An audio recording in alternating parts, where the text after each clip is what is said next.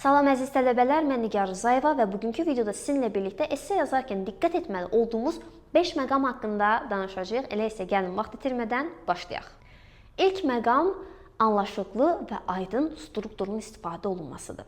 Belə ki, esse yazarkən bilirik ki, müəyyən struktur daxilində yazırıq. Bu strukturumuz necə idi? Giriş hissə, əsas hissə və çıxış hissə.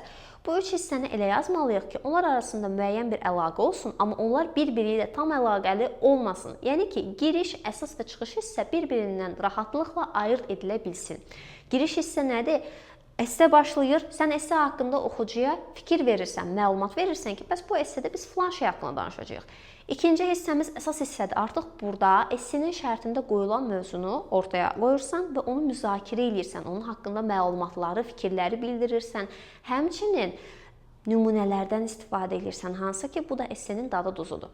Daha sonra isə gəlib çıxırıq conclusion, yəni ki, çıxış hissəsindən. Burada isə artıq yuxarıda, yəni ki, əsas və giriş hissədə danışdığımız mövzuları, fikirləri təkrar demirik, yekunlaşdırırıq. Çünki belə deyim də sizə, conclusion bir baxıma sanki essenin artıq son nöqtəsidir və mən bunu bəzən kulminasiya nöqtəsi də adlandırıram. Çünki burada artıq fikir cəmlənir və yekun olaraq biz elə bir cümlə tapmalıyıq ki, həm uzatmayaq, həmçinin bayaqdan haqqında danışdıqlarımızı yaxşı bir şəkildə yenidən vurğulaya bilək. Tutaq ki, texnologiya ilə bağlı sizə bir esse düşübdür və deyir ki, texnologiyanın insanların həyatındakı rolu ilə bağlı danış. Yəni, esse yaz. Və siz başlayırsınız yazmağa ki, giriş hissədə bəşəriyyət tarixindəki ən böyük icadlardan və innovasiyalardan biri texnologiyadır ki, onun rolu həyatımızda danılmazdır. Aha, giriş verdik, çox qəşəng bir girişdir və artıq keçid alırıq əsas hissəyə ki, araşdıraq görək, bəs bu texnologiyanın rolu həqiqətdə həyatımızda nədir, nə kimi nümunələr göstərə bilərik? Artıq burada yazırsınız ki, illərdir texnoloji yeniliklərlə biz üzləşirik, xüsusilə də 21-ci əsrdə müxtəlif cür avadanlıqlar mövcuddur, müxtəlif internet şəbəkələri mövcuddur, hansılar ki, bu innovasiyalar bizim həyatımızı günü-gündən rahatlaşdırır. Biz saniyələr içərisində bir düyməyə klikləyərək istənilən bir işi icra eləyə bilirik. Məsəl üçün, artıq nümunə hissəsinə gəldik. Evində olmadan sən remote control eləyə bilirsən, yəni ki, telefonundan evdəki kondisionerini, hətta ütünü idarə eləyə bilirsən və s. Yəni, bu formalarda biz artıq əsas hissəni yazırıq, nümunələr göstəririk və gəlib çıxırıq artıq son hissəyə, yəni ki, çıxışa. Çıxışda da deyirik ki, baxmayaraq ki, faydaları çoxdur, texnologiyadan da düzgün yararlanmayanlar var. Biz də çalışaq ki, texnologiyadan maksimal şəkildə faydalanaq və onu düzgün istifadə eləyə bilək. Yəni, buna bənzər bir formada da çıxış veririk. Beləliklə, essemiz olduqca qəşəng görünür və hissələri də biz müəyyən edə bilirik ki, giriş hissə, əsas hissə və çıxış hissə. Eyni şəkildə yazarkən də, əgər ki, xəttiniz bir qədər, necə deyim, kiçikdirsə, səliqəsizdirsə, orada çalışın ki, xəttinizi biraz düzəldəsiniz. Bilirəm, bu bir qədər çətin olandır. Yəni ki, sıx-sıx yazırsınızsa, burada heç olmasa abzaslar arası, xüsusilə də əsas hissə, giriş, çıxış, bunlar arasında müəyyən bir sətirlə boşluq qoyasınız. Tutaq ki, giriş, yazdıq, qutardıq, bir sətir boş, əsas hissə, boşluq qoyuruq və çıxış hissəmiz. Bu formada essemizi yazmış oluruq ki, həmçinin yazı formasının da səliqəli olması bizim essemizi daha gözəl edən, daha səliqəli edən məqamlardan biridir. Daha sonra gəlirik, çatırıq ikinci məqama. Məntiqi ardıcıllıq. Deməli, esseni yazarkən burada müəyyən bir ardıcıllıq olmalıdır. Çünki, tutaq ki, siz danışırsınız texnologiyanın faydalarından, daha sonra isə onun ziyanlarından. Burada bu ardıcıllığı gözləməliyik də. Birinci faydalarından danışdıq ki, məsəl üçün, işimizi rahatlaşdırır, heç bir yerə getmədən istənilən bir şeyi idarə edə bilirik, dostlarımızla danışa bilirik, onlayn işləyə bilirik və s. Və bunun negativ cəhətlərinə deyirsiniz ki, amma müxtəlif sağlamlıq problemləri yarada bilər, nə bilim, baş ağrısı, baş gicəllənməsi, göz zəifləməsi, depressiya və s. bunlara gətirib çıxara bilər və s. Bunları əgər ki, siz aparıb faydalarla qatıb qarışdırsanız nə olacaq? Çox belə qarma-qarışıq bir esse çıxacaq ortaya. Əsas hissədə oxuyan, yəni oxuyucu şəxs anlaya bilməyəcək ki, siz tam olaraq nədən danışırsınız. Buna görə də məntiqi ardıcıllığı qorumalıyıq. Tutaq ki, faydalarından danışırsansa, faydalarından danış, daha sonra keç artıq digər hissəyə ki, onlar fərqlənə bilsin. Həqiqətən mən esseləri yoxlayanda tələbələrdə rast gəlirəm. Məsəl üçün bayaqları dedik, giriş, əsas hissə, çıxış hissə, bunları qatanlar var idi. Girişlə əsası bir yerdə deyən var, əsasla çıxışı bir yerdə deyən var. Bölmürlər, bölməyə ərinirlər sanki. Daha səliqəli və düzgün strukturla yazsaq heç bir problem olmayacaq. Eyni şəkildə ardıcıllığı da gözləməliyik. Faydalarından danışdığın bir hissədirsə, sən niyə görə orada gətirib neqativ cəhətləri də qatmalısan? Burada da diqqətli olmalıyıq. O ardıcıllığı gözləməliyik. Üçüncü məqama keçid alırıq. Üçüncü məqamda isə diqqət etməli olduğumuz odur ki, mövzudan kənara çıxmayaq. Belə ki, hər bir essedə bizə müəyyən bir mövzu qoyulur ortaya və başlayırıq onun ətrafında yazmağa, müzakirə eləməyə və çalışmalıyıq ki, bu mövzudan kənara çıxmayaq. Əks halda out of topic kimi qiymətləndirilən essemizlə biz balsız belə qala bilərik. Belə ki, tutaq ki, sizdə mövzu kitablarla bağlıdır. Kitabların insan həyatındakı rolu ilə bağlı danışırsınız, məlumat verirsiniz. İstəyirsiniz ki, orada məlumat əlavə eləyəsiniz ki, kitablarda bəzi hekayələr olur, bəzi ümumiyyətlə romanlar falan olur ki, onları daha sonralar filmlərə çevirirlər, onların filmini çəkirlər. Okey, bəlkə də bunu yazmaq olar.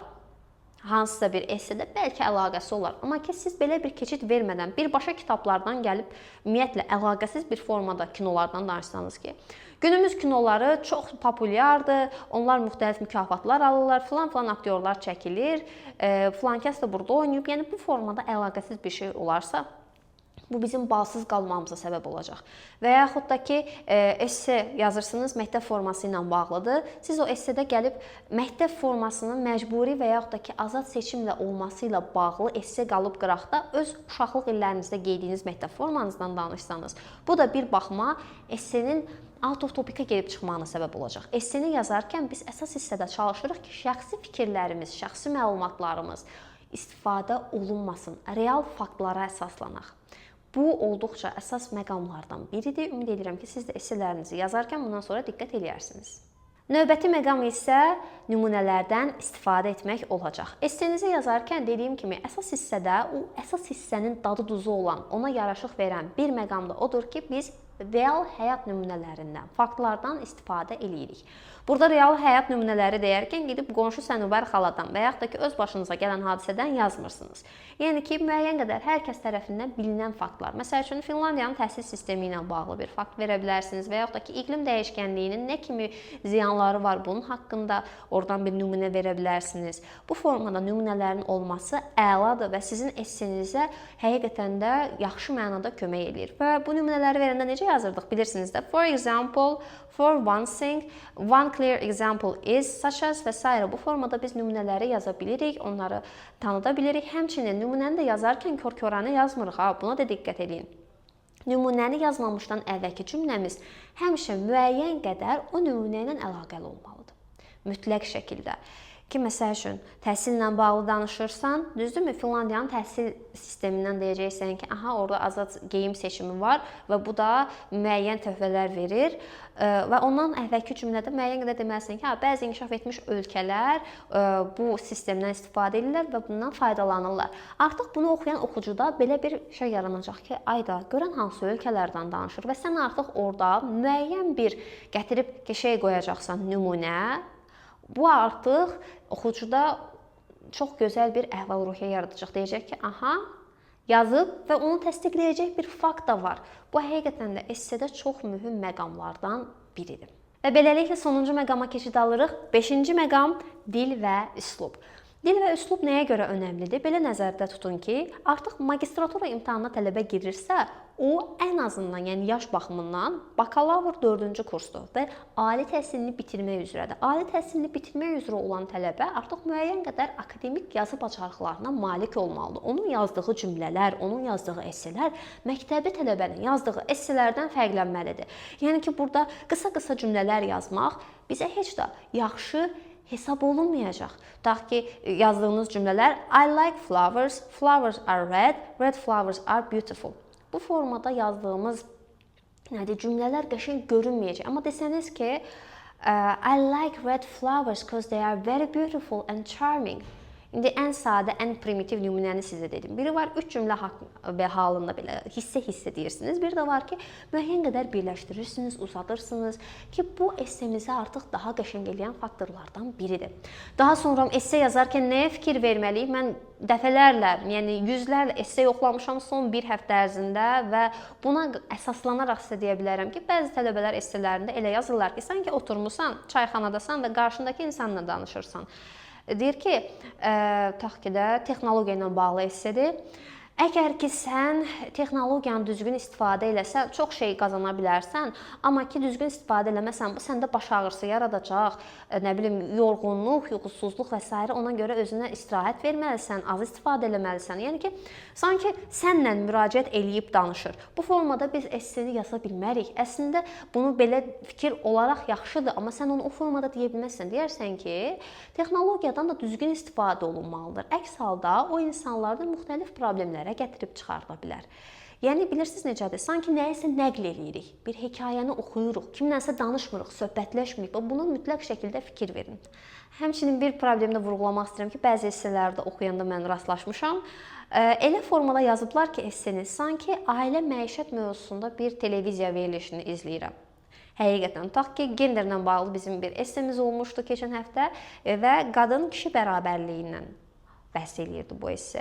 Tələbənin biri yazıbdı ki, bəs bizim millətimizin ən böyük problemlərindən biri mentalitetdir. Kişilər özlərini çox böyük insan hesab eləyirlər, qadınlara saymamazlıq eləyirlər, hörmətsizlik eləyirlər. Bəs qadınlar insan deyilmi? Onlar yaşamasınlarmı? Onlar bizdən nə kimi fərqləri var? Onlar da yaşamalı. Yəni belə bu formada cümlələr yazıblar. Bu formada olan cümlələr bilirəm. Fikrinizi ifadə eləmək istəyirsiniz, amma ki, inanın mənə heç yaxşı səslənmir. Həqiqətən sanki oturmuşam evdə, açmışam televizoru və ailə məişət mövzulu bir televiziya verilişini izləyirəmmiş kimi abu-hava yaradır. Bu akademik esse deyil. Fikrinizi daha akademik formada və üslubunuzu daha akademik formada seçərək esselərinizi yazın ki, onlar daha gözəl olsunlar, daha anlaşıqlı, daha akademik və gözəl olsunlar ki, onlar sizə yüksək bal qazandıra bilsinlər. Bəli, əziz tələbələr, bugün sizinlə birlikdə bu videoda 5 fərqli məqama toxunduq ki, bu məqamlara əgər diqqət eləsəniz, essenizdəki problemləri daha rahatlıqla ortaya çıxarda bilər, həmçinin balınızı da qaldıra bilərsiniz.